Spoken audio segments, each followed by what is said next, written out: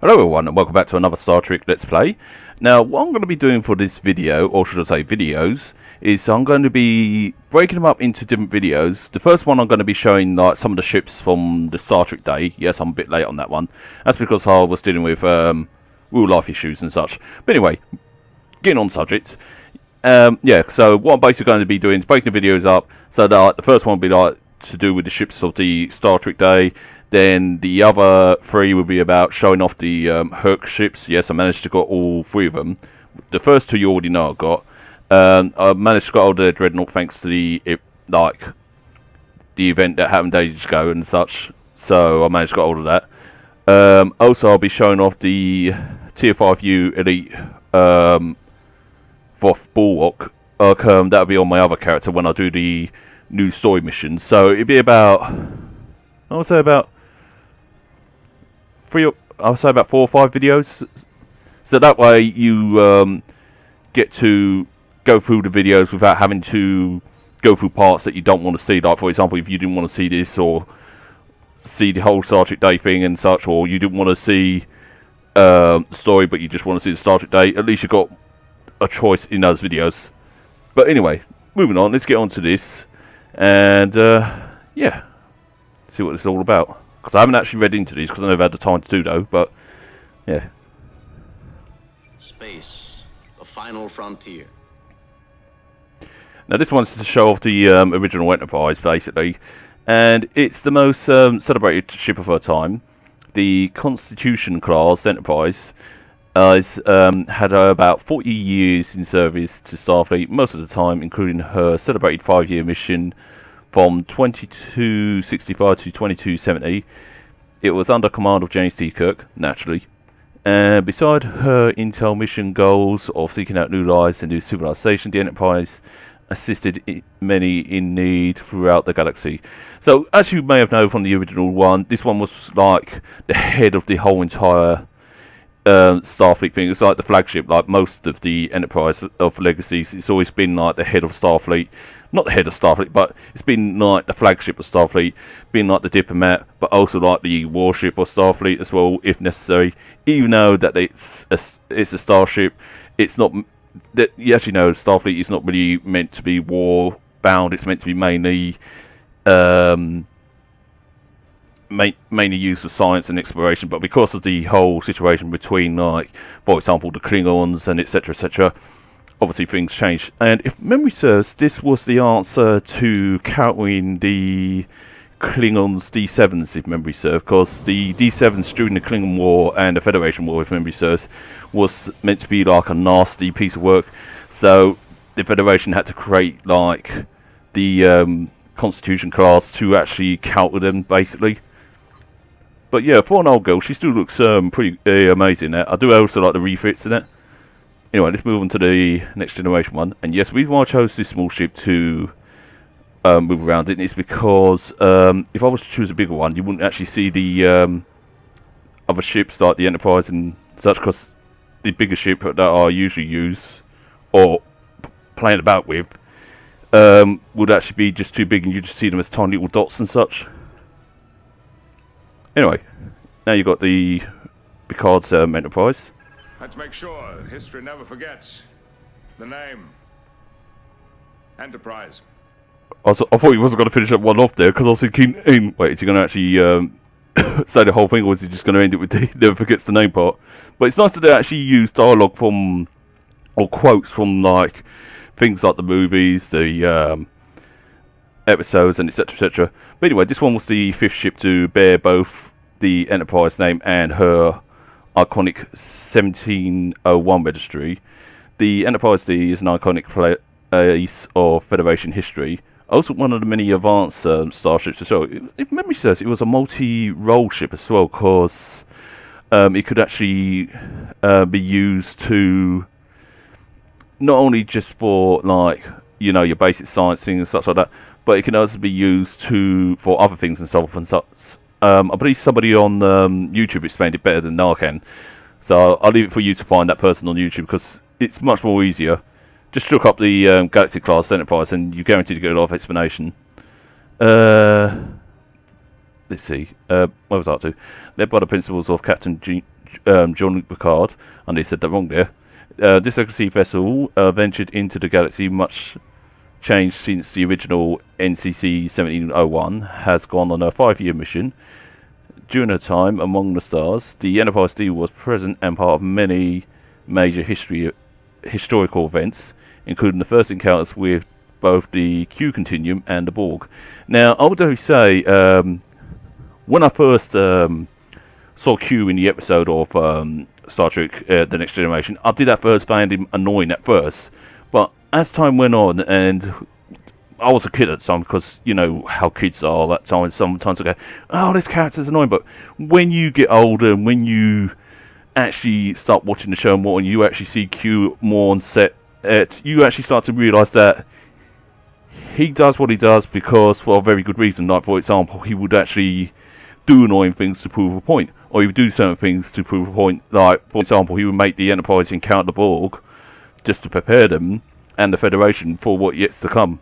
Because when Picard said we were ready for anything, and Q was like, I don't think you're right. Not in those words, but you know, and he basically showed them the Borg, and that's when they realised they were not exactly ready for anything, because there were still terrors out there that could actually cause harm to both the human race and other races. But oh look, it's even got the crew member things on there as well. That's also nice. And it even actually says, oh, it even says about the, oh shit, I must have missed out on the other one because I didn't think it went down any further. Whoops. Oh well, never mind. I'll go back to it. Well, it's nice that they actually did all this sort of thing to actually go and give you a little detail and such for a limited time and such. Yeah, these ships are only here for so long and such. This one is the Defiant, naturally.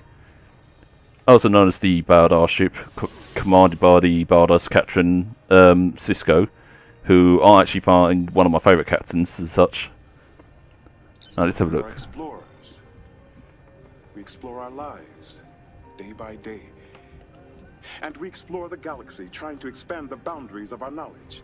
And that is why I am here. Not to conquer you with weapons or with ideas, but to coexist and learn. I remember that from one of the Deep Space Nine's episodes. It was a nice little thing that he said and such, like, just to basically give him assurance that, you know, not just him, but the whole entire Federation is not a being of war. They are not there as conquerors. They're not like the Klingons or anything like that. They're there to exist with other species and such. Don't get me wrong. You know, I'm pretty sure that the Klingons have their own way of coexisting, but because they're a warrior breed, you know they're pretty much battle hardened and such. And as we know, the Defiant class project began in 2366 as a response to the increasing Borg threat to the Federation, and this tough little ship was Starfleet's first real attempt at a warship. Was it though? Or could we actually say that the original Enterprise was? But then again, I guess you could say after a long while, because I'm pretty much certain that they considered that the Constitution class was more of a battle cruiser than anything else. But then again, they still called it a starship, not a warship, where the Defiant is more classed as a warship. So it's just me thinking there. With almost no scientific equipment on board, ultimately she did not pass trials, and the project was put on hold until Commander Benjamin Sisko, a member of the Defiant team, asked for her to be assigned to Deep Space Nine, told of the threat of the Dominion. From there, she served with distinction in the Dominion War and remained in service until her destruction in 2375. Yeah, that because I remember that episode. So I think, if memory serves, the Breen actually did a number on her with that energy weapon of theirs. I do find that energy weapon of the Breen quite lethal in it, but I was actually quite glad when the Klingons came about. They actually were the ones, well, pretty much the only ones able to deal with the Breen. I'm not saying that all the ships were weak, but I'm just saying that their engines run on a different thing compared to Starfleet and Romulan vessels. Anyway, taking a deep breath. Anyway, the USS I can't even say it. Sao Paulo, I can't say it. I'm terrible with names. I'm so sorry. Was assigned to do Deep Space Nine and renamed the Defiant in her honour. And again, this also says about the crew and such like that. You got all the original ones, and then you got the other Dax that took the original Dax's place and such. Julian Bashir was one of my favourites on there, along with naturally Wolf. But Julian Bashir and O'Brien were two of my favourites on Deep Space Nine, next to Sisko, of course, naturally. And obviously Quark. Oh yeah, and who couldn't love Odo in his grumpy ways? I've got to say, the actor, God rest his soul, actually played him really bloody well. Right. So I didn't want to read all that too much, because otherwise I know I'm going to butcher it. I'm pretty sure I told it to end. And also you've got Voyager here. Now, there is mixed feelings towards Voyagers. You've got on one hand, some people liked it. You've got on the other hand, some people loved it. And then you've got the middle as well. So you've got mixed opinions on it and such. Me, I personally enjoyed it. Excuse my voice.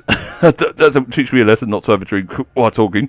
But, me personally, hold on a moment. There we go. Me personally, I actually liked the episodes of Voyager. Yeah, there were some episodes that were questionable, but then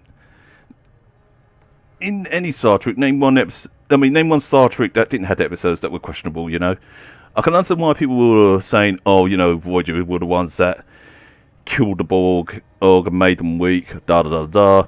And I can understand why the other side were like defending it and such like that. So I'm sort of like, yeah, I can understand both parties here. But I wouldn't say Voyager is a bad TV series. I would personally watch it in that. I'm well aware of what happened behind the scenes and such, so I won't go into details about that and so forth. But it was a pretty good TV show and such like that, and I enjoyed it, and my dad did. Anyway, let's have a little view of her. In a region where shifting allegiances are commonplace, we have to have something stable to rely on. And we do. The principles and ideals of the Federation. Right, the USS Voyager holds the distinction of the starship that explored the most unknown space during the course of her voyage. Although this was not her intended mission, during the mission to secure a Marquis terrorist on board the let's not bother with the name thing. The ship encountered a being known as the Caretaker. No, at least that was easy for me to actually read. And was thrusted 70,000 light years into the Delta Quadrant. For 7 years, under the more than capable command of Catherine Janeway, the crew searched for a way to return to the Alpha Quadrant and their loved ones, finally succeeding in 2378. The scientific and anthropological data brought back from her, I'm probably saying that wrong, voyage was instrumental to the Federation's understanding of the varied species and locals of the Delta Quadrant. Knowledge that is still referenced to this day. Remember, people, when reading, pause, take a breath, and actually think, because otherwise you're going to be doing what I can't do, skipping about too much. Again, it actually says about the crew members and such like that. Also, fun fact about the person who played Tom Paris. Now, I'm not sure if any of you have seen the 1980s Master of the Universe He-Man, the actual movie before the newer cartoons came out and such. I mean, there was obviously the older cartoons, obviously, but there was like back in 1980s there was actually the 1980s Master of the Universe. Sorry, I apologise. The actor who played Tom Paris actually played the lad in that, the one who played the keyboards and such. I didn't notice that until I recently rewatched it, and I thought, wait a minute, I recognise his face. He's from Voyager, and I was like, damn, why did I not see that before? But yeah, the Doctor was always one of my favourite, and I know a lot of people had a little thing with Neelix, but I actually liked him. I mean, even his actor, when he was offset and how he actually talked and such, he sounded actually pretty much decent and so forth. I'd definitely say Tuvok is one of my favourites as well.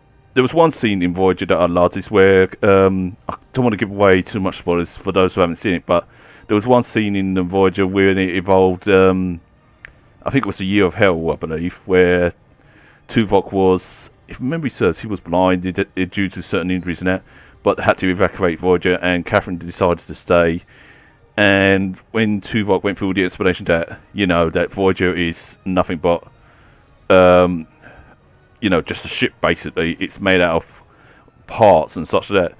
But during that part, when they had their talks and that, when Catherine gave Tuvok that hug and such, and he hugged her back, I thought that was actually pretty sweet right there. Yes, I am a soft hole. Deal with it.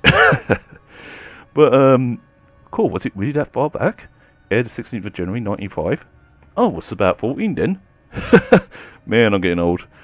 And it stopped when I was 20. It went on pretty well with 168 episodes. So I was like, yeah, that's pretty good. That. Also, the one thing I was actually quite happy to see was actually a female Starfleet captain being in charge of a vessel. It was nice to actually see that change, because don't get me wrong, I don't mind the boys playing, their parts and such, and so forth. But it was nice to actually see a female in charge for a change. So it was good to actually see that. It's kind of like bulk the mold of like men are in charge of the ships, where women are like counsellors or number twos and such. I know that Next Generation did show female captains in other vessels and such, and I think the original series did as well. And I think, if memory serves, actually forget it, I'm going to butcher that one up, so I'm just going to move on. But yeah, it was nice to actually see a female captain being the main focus of the actual show. So it was nice to see that it did actually break that mould. I'm not saying that Star Trek was meaning to keep with the whole, oh yeah, men are in charge or anything like that, because if memory serves, Gene Roddenberry's idea was that everybody was equal and such, like no matter if you were black, white, and wherever you come from and such, everybody was equal, no matter what sexual gender you were and so forth and so on. Yeah, I had to think about my words carefully there, because I was thinking, am I going to butcher this up? Right, and then you got the, I believe, the Enterprise F, if memory serves, that looks like. The line must be drawn here. This far, no farther. Nope, it was C, sorry. After the destruction of the Enterprise D, the Sovereign class vessel was reconstructed in honor, launching the Enterprise E. Oh, it was E, my bad. I thought it was F. Whoops. I can mix up with letters at the time, bear with me. But the crew of the previous Enterprise was transferred over, mostly intact, and continued to serve under the command of Jean-Luc Picard. She was more sleeker and arguably more powerful than her predecessor. The Enterprise E served with distinction in several major Starfleet crises, including the Borg invasion of Earth, past the conflict with the Sonars, and the battle with the Romulan Shinzon. I wouldn't call Shinzon a Romulan. He was more human because he was a clone of Picard, but I guess it was more of an easier way of actually saying, and it without spoiling the movie. And I just happened to spoil the movie, didn't I? Yes, slap me in the face. Oh well, I'm spoiling things anyway, so slap me more. And of course the crew members, actually you got the bold captain Jean-Luc Picard, William Riker, Beverly, Wolf, Data. Now Data I thought was pretty awesome. I like the fact that he went from being like just this android that sought to be human, and he was starting to show emotions, learning to be a bit more alive and such. So he had they all had good character development, but I'll definitely say Data was one of those characters that actually had a very good character development. Obviously you got the names of the movies she was in. You got First Contact, Insurrection, Nemesis. I know some people said about Insurrection was kind of like a bit of a in some sense, like they didn't like it, where others was like, yeah, we found it relaxing and such. Me, I'm more leaning towards I found it relaxing. It was actually pretty fun. I liked it, so yeah, I do actually like a lot of Star Trek things. But yeah, this goes into all the DLs and such, how far it went. I think this one only appeared in the movies. It rarely appeared in any TV shows. So yeah. Now let's go on to, I believe that's the Kelvin Universe Enterprise, also known as J.J. Abrams Enterprise. Now I've got to say about this Enterprise. Your father was captain of a starship for 12 minutes. He saved 800 lives, including your mother's and yours. I dare you to do better. Now, before I go on, what I was going to say there, I've pretty much probably forgotten probably by now, but that line in the first Star Trek movie that J.J. Abrams made, that line stuck with me, especially how he actually said to Kirk, you know, I dare you to do better, and just goes off the screen, you know, just that part there where Christopher Pike, there we go, I was trying to remember his name. I am doing bad with memory today. It's because I'm trying to remember cycle through names and that. But anyway, yeah, I like the fact that they actually did really well with Christopher Pike in that one. They actually made him more of a mentor towards Kirk, like another father figure and such, instead of just being a captain of another vessel and that's it, really. They made him a lot more in that one. And I like the fact that, you know, they actually made the characters a lot more similar to their counterparts, but a lot more different and such. And I actually pretty much enjoyed the movies. I know a lot of people were like 50-50 again. Well, actually, no, I wouldn't say 50-50. There's some small parts people that would say, you know, and I respect their opinions if they, you know, if they don't like it and that. Whereas quite a few people were like, yeah, we actually like that. We like the sense of humour. I mean, Chris Pine actually played an excellent Kirk. Kyle Urban playing McCoy straight off the bat.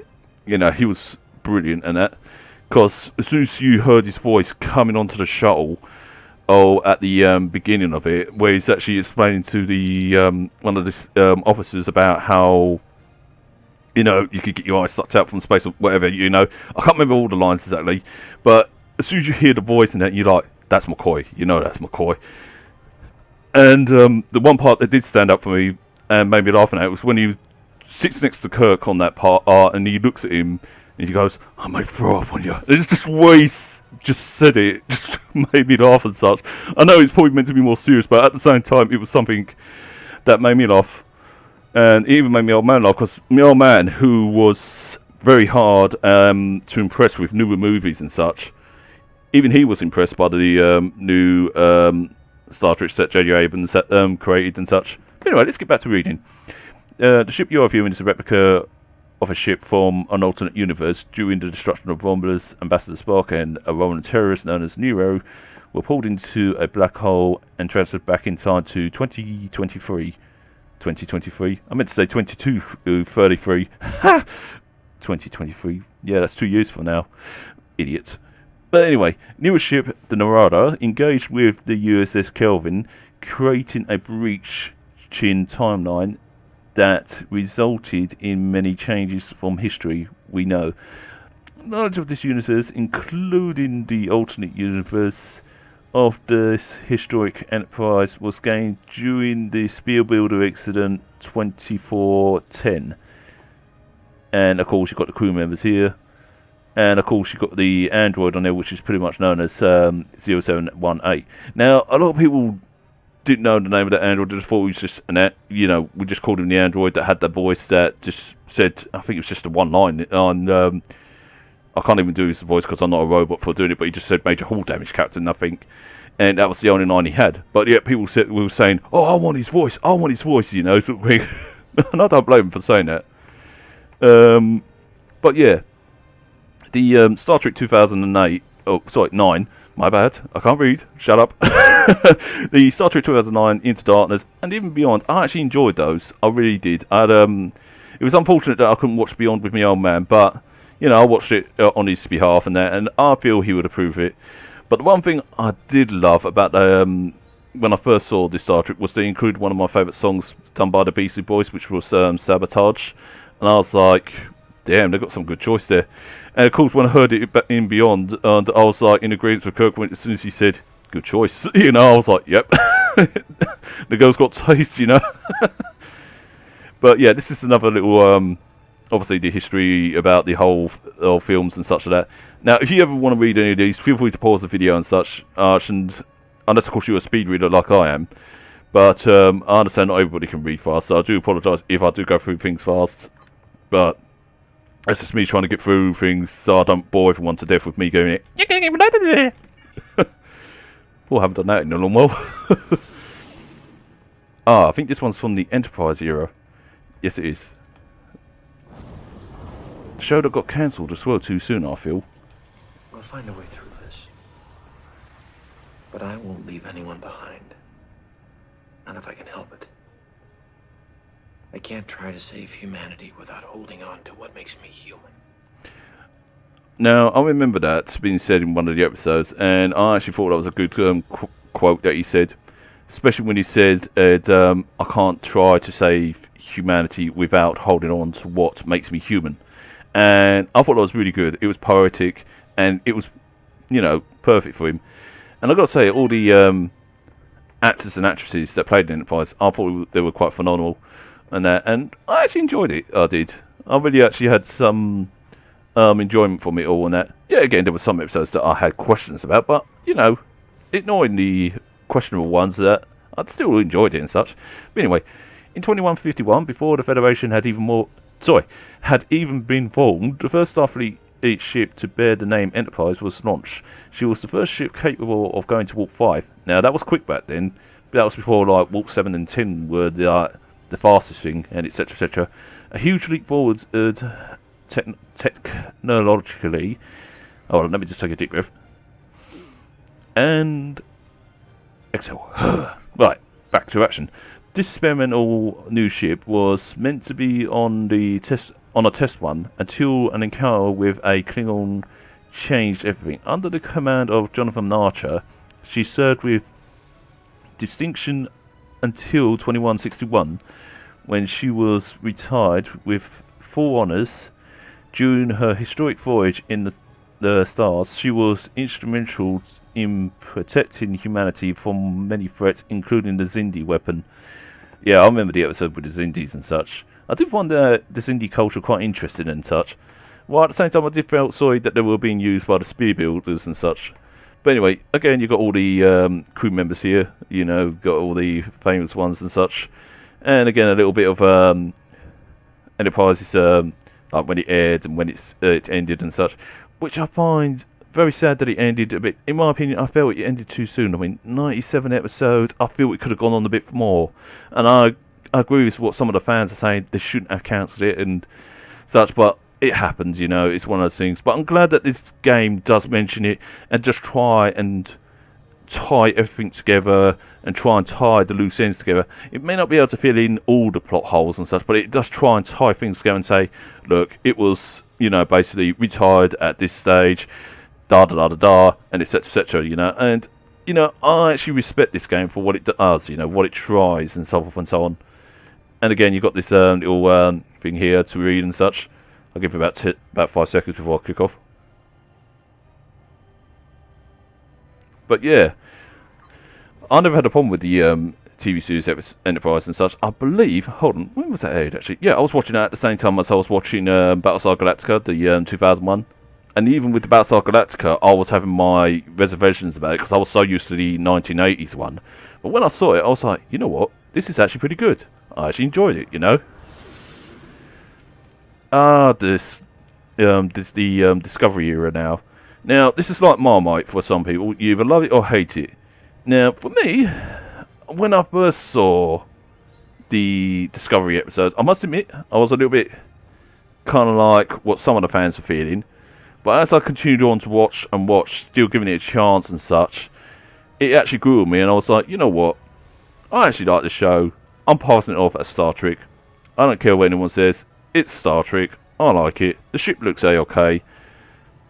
And etc, etc.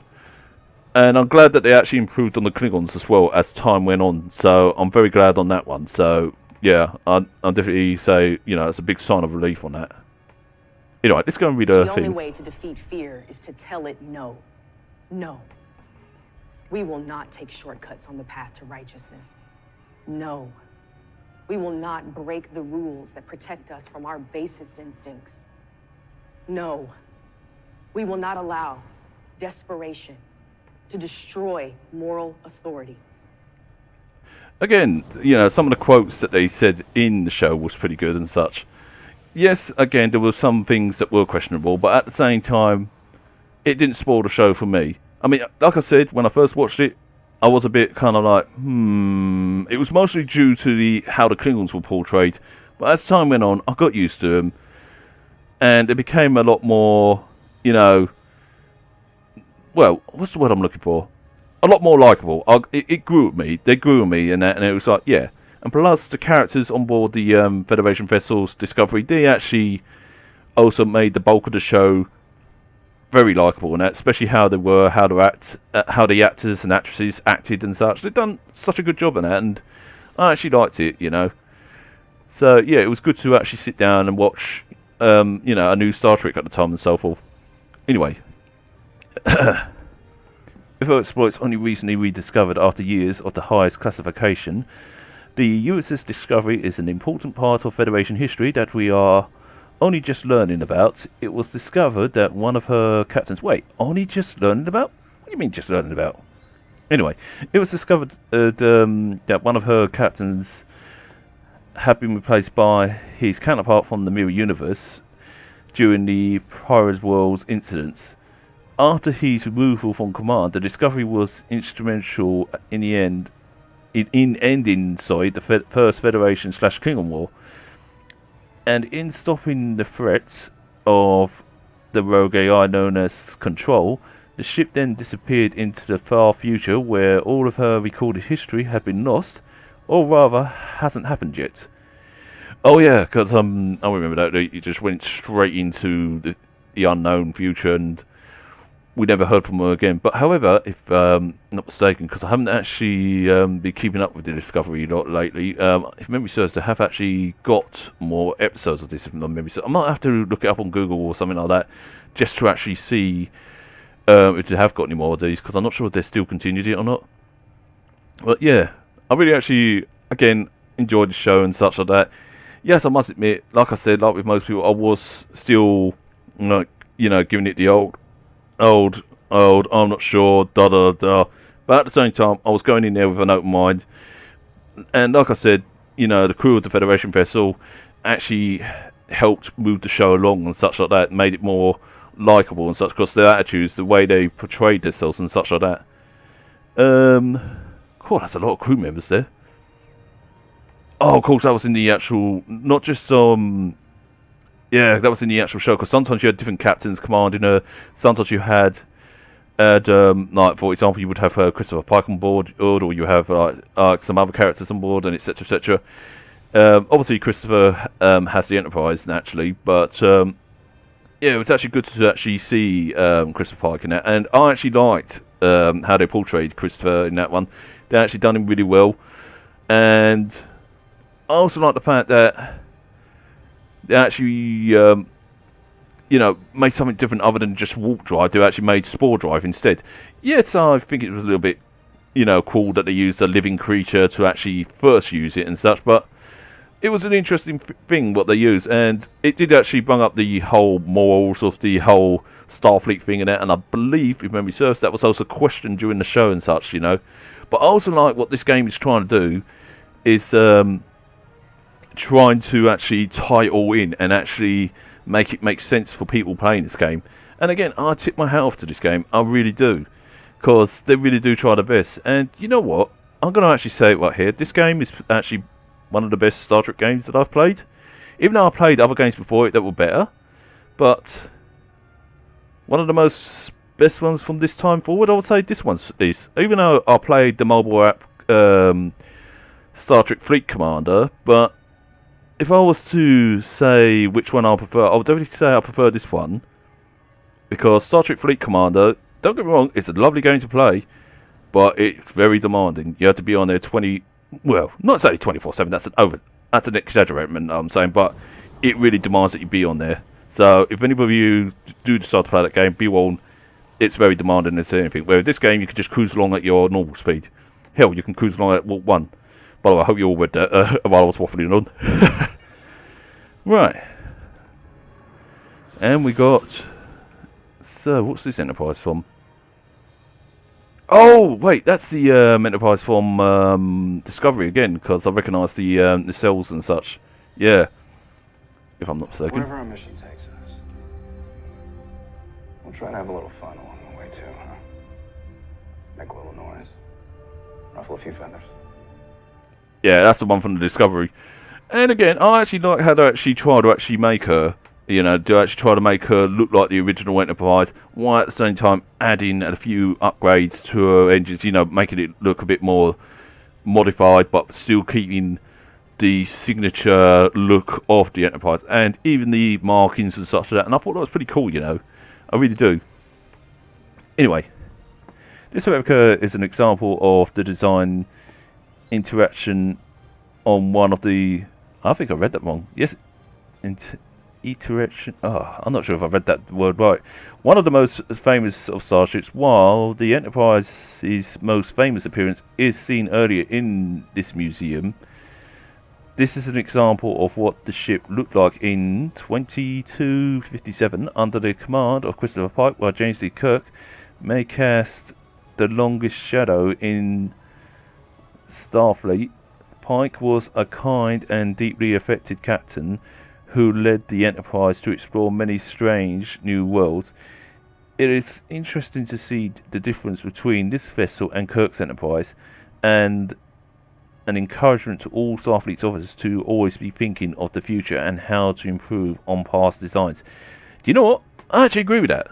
I actually agree with that statement right there. You know? And again, I love the fact they actually try and tie everything all together and etc, etc, etc. And I thought that was actually brilliant. Quiet phone.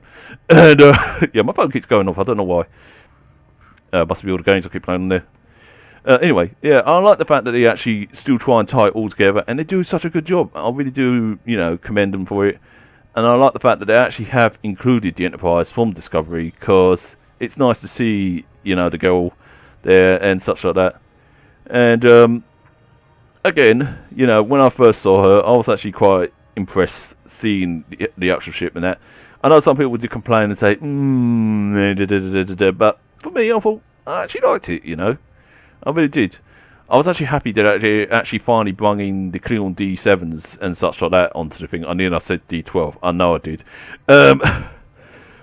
But yeah, it was nice to see the old D7s on that show being shown and that. Don't get me wrong, I did like the other designs of Klingon ships and such like that, like, you know, some of the different designs and that. It was actually nice what they came up with, but it was nice to see some of the original like the D7s and so forth. And I like the fact that they had an explanation for these ships. Maybe not in the show, but they actually explained it either in this game or Trek Yards would explain it, or some others. And yes, I do watch Trek Yards and such. I also watch a few others. I recommend watching those if any of you ain't seen them. But anyway, let's enter it mission and go to, I believe this might be the one from this universe. Right. Let's see what this one has to say. Theirs not to make reply, theirs not to reason why, theirs but to do and die. Into the valley of death rode the 600. Do you know what? I actually like the fact that they actually used that quotes there, because it is actually quite nice. And the person that actually read that, you know, the actor behind Sean, actually did. He's actually improved the actual character on this game for me, and actually made him one of my many one of the many characters that I actually favoured. Obviously, Obisek will always be one of my top favourites and such there, but Sean, he's actually another of my favourites as well. Anyway, the flagship of Starfleet, the Enterprise F. Oh, that's the Enterprise F. Idiot. Has served during some of the most fuck you, Alan. You can't read. Has served during some of the most turbulent.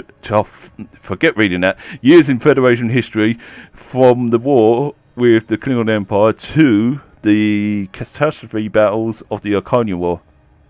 The conflict with the Zenketi and the Herc. I've got to say, when it got involved in the battle with the Iconium War, that was actually a pretty top-notch.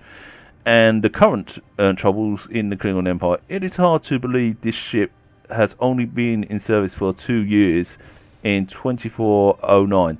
Well, she's been in service a lot longer than that, according to Star Trek Online, but let's keep it to the 2 years, because obviously she launched under the command of, I can't even say that, but Sean, the captain. I'll just want to go by his, I think that's his second name, his first name might be that one, or is it the other way around? I don't know. And that's been keeping us safe ever since. We at this museum hope that as long as there is a Federation, there will be a ship to bear the name Enterprise. Ah, there's the famous one. and I believe that stems off from Picard's line, where he said that there's that, when he said about let us all reminded of the name Enterprise and such that. So that actually stems off from that, and it's actually quite nice to actually see that. And it's actually nice that they actually introduced the crew members as well, because I didn't know all the crew members. I mean, I knew obviously the captain was on there naturally. I knew there was an O'Brien and that, but I didn't know all of these names and such like that. So it's nice to actually see that. And actually, it's actually saying that it's been in Star Trek Online on the 2nd of February 2010 with 185 episodes as of this writing. And it's actually quite nice that they actually said episodes rather than actually, levels and such that. Actually, no, they'll be classed as episodes anyway, so what the hell am I on about? But it's nice that they actually made it like the other ones, like if it's like a Star Trek series and such. And this is why I always tip my hat off to this game, because this game really does put in a lot of effort. Yeah, at first it was questionable. It was like da da da da da. Now I never played it in 2010. I only played it in 2013, which was in April time. I can't remember when, but I've been enjoying myself playing this game, and it's actually been quite nice and relaxing. And this was sort of like the game that actually got me back into playing online again and such, because what it was in 2010, a little incident happened where I got a little bit troubled of playing online because something happened between me and a few players. And what happened is it kind of like traumatized me and made me feel... I'm not going to say what exactly happened, but all I know is... I know what happened, but I'm not going to exactly say what happened because I don't want to bring up any drama. But basically, it just left me emotionally traumatized, and it just made it harder for me to actually get back online. So it took me 3 years to actually get back on to playing online games again and such that. Yes, I had my dad encouraging me to try out to play the old Call of Duty and such like that, to actually help me get back on there and such. But it was very hard for me to get back on there because I was a little bit, more than a little bit, very traumatized. So I will say this game actually did help restore that, what's the word I'm looking for? Did help restore that encouragement in me. That what's the word I'm looking for? It's one where somebody's more bolder, more braver. No. But basically, you get what I'm trying to say. It's all right, I'm just losing my words at the moment, while at the same time I'm losing my marbles. But it actually helped restore my confidence. There we go. It made me feel more confident and a lot more. And as time went on, I met many people on this game, and two of them I've met, which is Joe and CL, and those two have been both like my teachers on this game, teaching me to play the game properly, how to actually play it properly. And when I say how to play it properly, I don't mean as in like they're saying, oh, you should do this, you have to do this, you have to do that. They actually will teach me how to actually utilize the weapons more, how to actually, use the ship more better. Because I was an absolute idiot, but mixing up weapons and such, and they taught me that you shouldn't always mix up your weapons. You should actually keep the weapons the same. They taught me how to make my ships a lot more better, and taught me to play the game a lot more better and actually have fun. Instead of just saying, oh yes, let's go through this level, let's go through that level. They actually taught me how to have fun a bit more and such. And I do thank both CL and Joe for that, because those two are like, the teachers on this game and the mentors that actually taught me things. Even though it's funny for me to actually call them mentors, because one of them is younger than me, and I believe one of them... one of them is older than me, and one of them is younger than me. I thought they were both younger than me, actually. If they are younger than me, then they're younger than me by a couple of years. But I think one of them's older than me by a couple of years. But either way, all three of us are a couple of old folk, stuck together in this game and really helped each other out. And, I do thank them a lot for that. And I also thank a lot to this game for, really being one of the games that actually got me back into playing online games, but also made online games a lot more fun. And people may say, oh yeah, this game's full of bugs, full of all this da da da da, and they may even say a lot of negatives about it, but for me, I'll say, yes, there is bugs, yes, there is issues, yes, there is this, there is that. So I can see what they're saying, but at the same time, I see more of the positives in it, because they actually do try and keep it to the original. They remind me back of the original, like Star Treks and Next Generation and such that. they actually remind me back to the old traditional games as well, how they should be played and such, back when I was playing things on like when I first got the PC and such like that. So it reminds me back of an old era, but also it's also one of the games that I feel is loyal to the Star Trek community as well, and loyal to Star Trek itself. I feel that they actually do listen to people and such like that.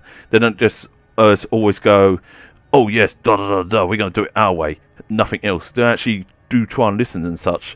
So I actually feel that this game is one of those games that I would recommend to people who are fans of the actual TV series and such. Give it a shot. I'll recommend anyone to give it a shot. You don't even have to be a fan of it. Just give it a shot, and like I've always said, it's for free. And if you're worried about getting all these expensive weapons and think, oh, what if it's a pay-to-win thing? Now, ages ago, it used to be like based on its pay-to-win scheme and that. But now, as time has gone on, it's moved from that pay-to-win thing to you've got a choice. You can either pay, or you can actually get the free things and such. So they're always giving something away for free. And like I keep saying, and I sound like a broken record player when I say this, they're always giving away ships for free in this game. They give at least 3 ships 3 times a year away in this game. You've got like your anniversary, summer, winter, and sometimes they have these these events where you actually get free stuff. Like sometimes it'd be like a free tech upgrade, or it'd be like a free weapon, a free ship, or something like that. You know, so this game's got a lot of events that keep you going, and it's always got something to give for free. And the best part is that instead of just creating 3 characters, you can now create about 5 or 6 characters. And if they've got something new, like with a certain character, like got a new character in or something like that, sometimes now and again they'll give you a free character slot, so you can actually play as that character, like, or that like that. Let's say for example, were to install a Borg character you can play as, they would actually give you a slot to play as that, and so forth and so on. They actually did the same when they actually released the Romulans things. It was originally like, you know, you could play as the Federation and Klingon, but when they released the Romulans, they actually gave a first slot. Then as time went on, where the original, no, it was the Delta recruitment came about, they actually gave another slot for free, so you had 4. Then it went on with the original series characters, like the Time War characters or whatever, Temporal characters, there we go. They give a 5th slot free. Same goes with the Dominion, they gave a 6th slot. So yeah, it is 6 slot. So yeah, you know, you've got plenty of choices and plenty of areas to play about with. And yes, you do have to spend Zenny to change your names of your characters and that. Or you could just go through the whole deleting stage and such. But yeah, but I would say it's definitely worth picking up and trying. So I'll say give it a shot, you know, give it a whirl, see what you think. Yes, it would take about 20 to 40 gig of your disk card space. I'll say it takes about 20 actually of mine, but I'm not sure. But either way, it's definitely worth playing. But anyway, now I'm going to move on to the next thing I'm going to get up to, and that is showing off the Herc ships. So I will see you in the next video. So I hope you enjoyed what I did here so far, and I apologise for my explanation and how I explain things, and how it sounded a bit all cack-handed and that. But I hope you enjoyed it as much as I enjoyed trying to explain about these things and such. Until next time, you'll take it easy, and peace out.